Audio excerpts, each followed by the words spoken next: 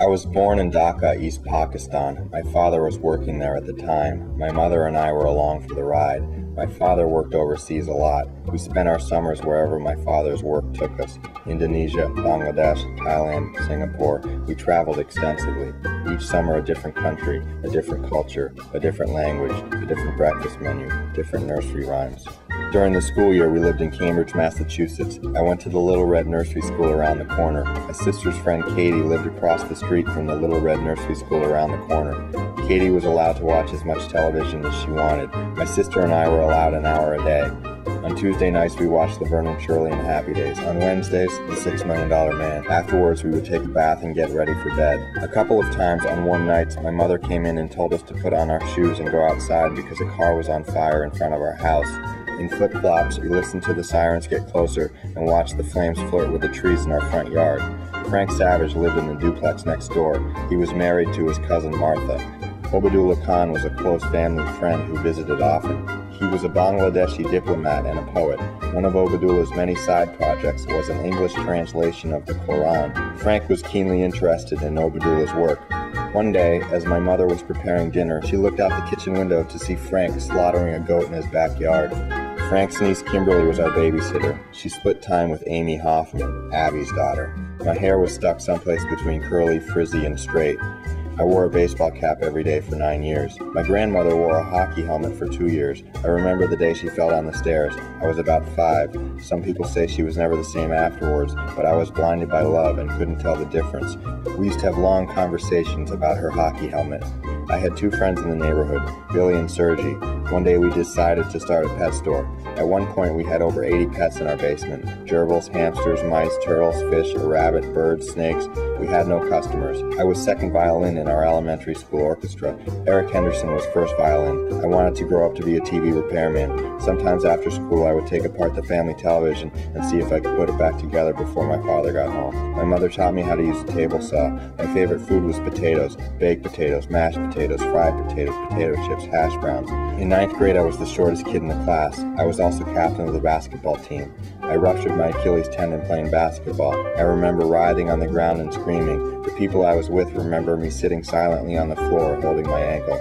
I stopped playing violin in high school. My father is Jewish, although he has never mentioned it. My birth certificate says I am Roman Catholic. My mother is Roman Catholic, but only goes to churches for funerals. My friend Larry is deathly afraid of clowns. For the past 8 years, someone has been sending Larry scary clown postcards in the mail.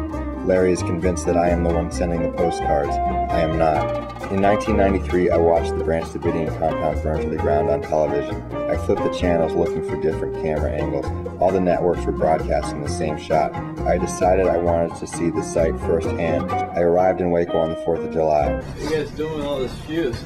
I chose the 4th of July because I figured what's more American than Independence Day in Central Texas. I wanted to feel like a proud American. I have never felt like such an alien. For the next 8 years, I spent the 4th of July in Waco, Texas. On one of my trips to Waco, I met Bubba Blackwell.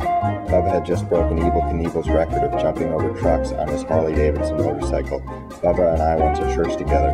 The pastor, Pastor Robert, began his sermon by descending from the rafters on a zip wire. After church, Bubba jumped over me on his motorcycle.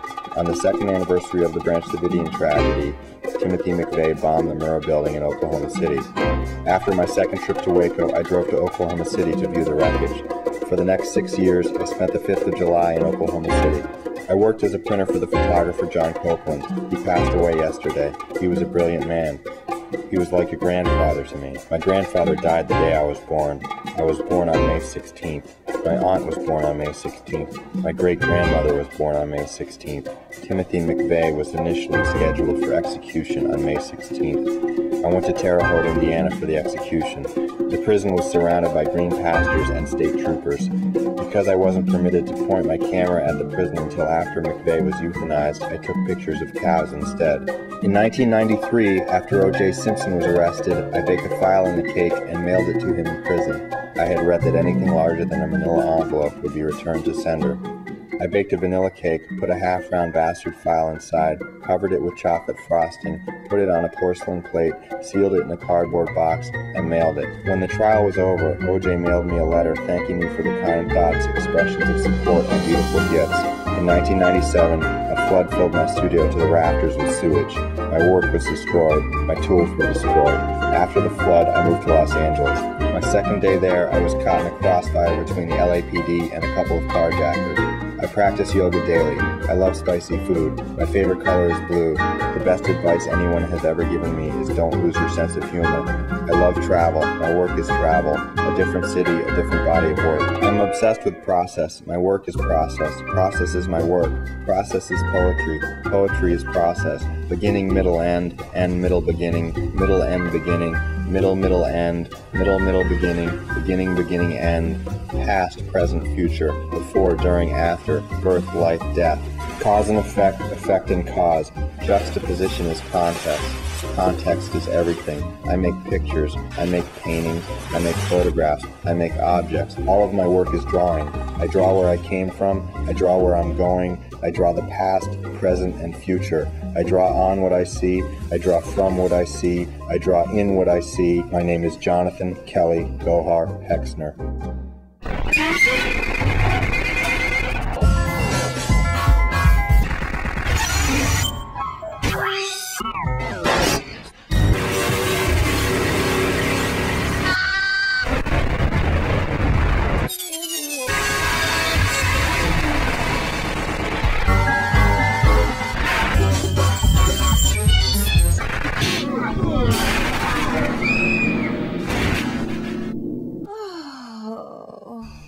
I draw what I see.